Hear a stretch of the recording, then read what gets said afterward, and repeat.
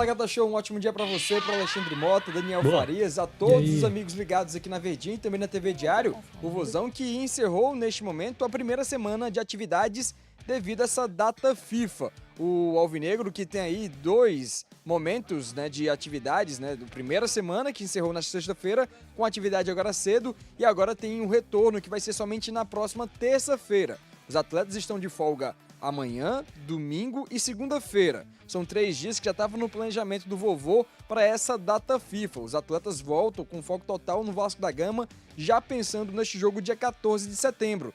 E falando sobre este embalo do Ceará, de recuperar jogadores, de trazer também a confiança desses novos reforços, o técnico Léo Condé falou com a gente sobre esse momento do Ceará da data FIFA.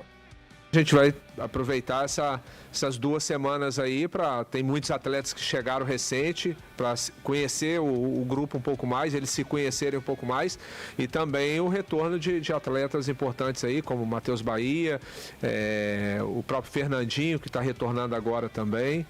Então, em relação à questão de sistema de jogo, a gente está sempre trabalhando alternativas. Eu acho que nos jogos fora a gente tem sido muito consistente, né? Talvez dentro de casa a gente buscar algumas situações assim um pouco diferentes quando pegar o adversário mais fechado.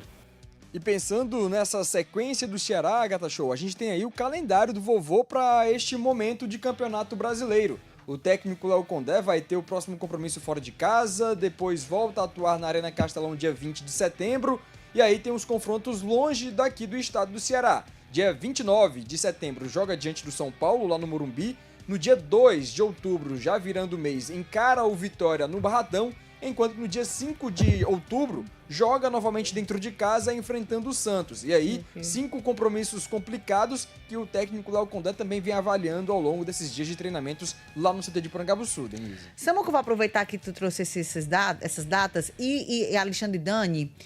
O tempo é bem curtinho, né? Assim, de 14 para 20, né? Que 6 dias, depois 9 dias, mais ou menos. Depois 2 dias, entre um jogo Só e ali outro. do Vitória pro Santos é que é... Na verdade, de São Paulo pro Vitória e do Vitória pro Santos é que eu acho que é jogo no meio de semana. Os outros tem Tem uma semana de recuperação. Ou seja, daqui a pouco vai começar essa maratona de jogos no meio de semana e no fim de semana. Pois é, o tempo é bom entre uma partida e outra. Depois de 2 semanas de folga, é um tempo bom que possa haver mudanças. O áudio que o torcedor trouxe aqui, que eu não estou recordando o nome do torcedor, o torcedor depois manda de novo, que ele disse que precisa chacoalhar. Não sei se vocês lembram que essa palavra que ele trouxe, né? Chacoalhar esse elenco.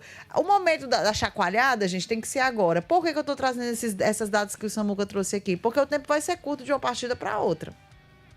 Então, se é para chacoalhar, tem que chacoalhar agora, para buscar uma mudança. Será que a gente pode ver mudança? Eu acho que esse chacoalhar, Denise, seria recuperar os jogadores que fisicamente estão debilitados, que foi o que a gente já citou. Sim. Os jogadores lesionados você recuperar, porque, como você bem está dizendo, vai ser uma maratona, uma sequência de jogos, alguns deles com pouco intervalo de tempo entre um e outro. Então você vai ter que ter um elenco que fisicamente vai estar preparado. Alguns jogadores que a gente citou, como o Lucas Mugni, por exemplo, que não estava aguentando jogar todas as partidas inteiras, que tinha caído um pouco de intensidade, tem que se recuperar, tem que voltar a estar no nível melhor. E os jogadores que foram contratados, Denise, é o tempo ideal para que eles estejam em condições para que, quando começar essa maratona, eles sejam alternativas. Por exemplo, a gente estava citando aqui o caso do Luca, que já estava regularizado, já estava treinando, mas não foi relacionado pelo Condé para esse jogo mais recente do Ceará contra o Juventude. Agora ele já tem que estar à disposição, fisicamente pronto, né, com um bom ritmo ali, para que ele seja uma opção para essas partidas.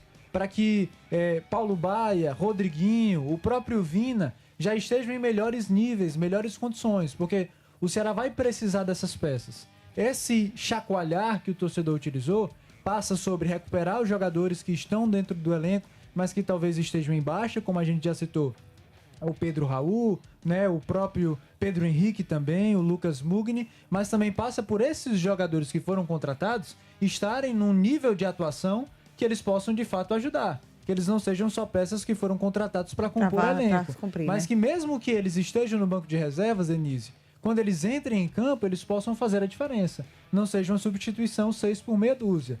Eu acho que o Ceará precisa disso. Se a gente analisar aí, algumas dessas partidas são teoricamente, acessíveis para o Ceará. O Ceará tem condições de competir.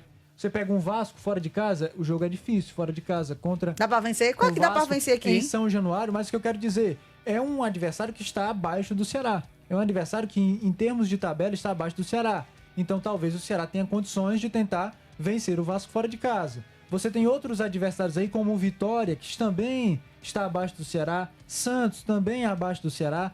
Não estou dizendo que o Ceará vai vencer todas essas partidas, mas que ele tem condições de tentar superar esses adversários. Mas para isso o Léo Condé vai ter que fazer os ajustes necessários na forma de jogar do Ceará. O que eu acho interessante, Denise, é que mesmo quando o Ceará enfrenta esses adversários, como Vasco e Vitória, que você poderia imaginar, puxa, são os adversários que talvez tenham menos a bola, talvez eles não proponham tanto o jogo. E são esses jogos que o Ceará tem dificuldade. Mas são jogos que tanto Vasco como Vitória jogam dentro de casa e eles precisam do resultado. Precisam vencer para tentar escapar da parte de baixo da tabela. Ou seja, é de se imaginar que nessas partidas eles propõem o jogo.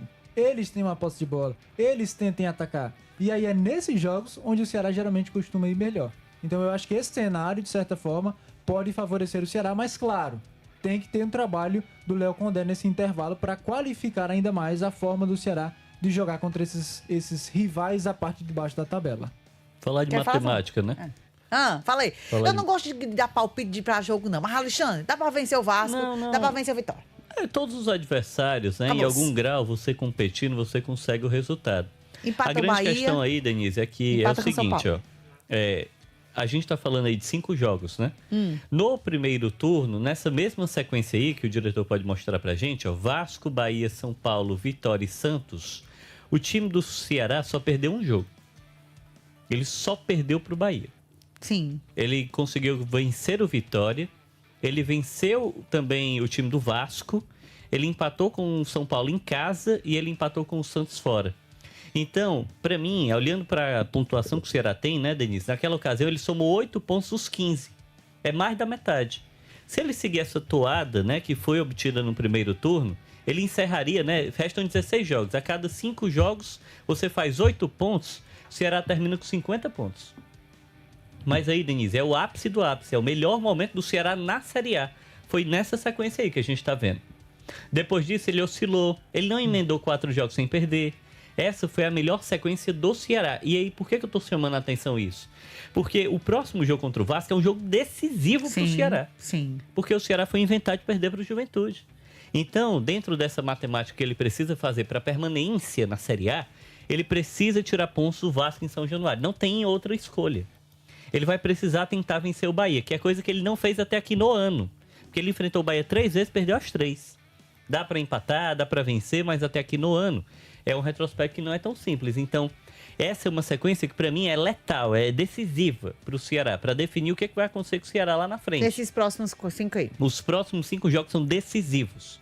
O Ceará precisa ter isso em mente. Porque dessa sequência aí, Denise, muitas coisas são diferentes do primeiro turno. O primeiro aspecto, a gente tá vendo um monte de avião ali, ó. É um monte de jogo fora de casa, Denise. Um monte de avião é ótimo. Eram 5 jogos, 3 em casa. Agora são 5 3 jogos, fora. 3 fora. Verdade. Aumenta a pressão. É Vasco fora em São Januário, que é difícil. É São Paulo no Morumbi. É o Vitória que tá tentando se estabelecer no Barradão.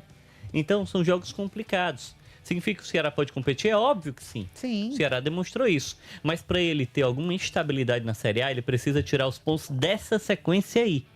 A sequência do campeonato, né? Quando a gente divide o campeonato de 5 em 5 jogos, os próximos 5 jogos depois desse são mais complicados. E os últimos 5 jogos são os mais difíceis do mundo, porque vai enfrentar Palmeiras, Flamengo, Cruzeiro. É uma sequência dificílima, muito pesada. Tem Corinthians e Internacional.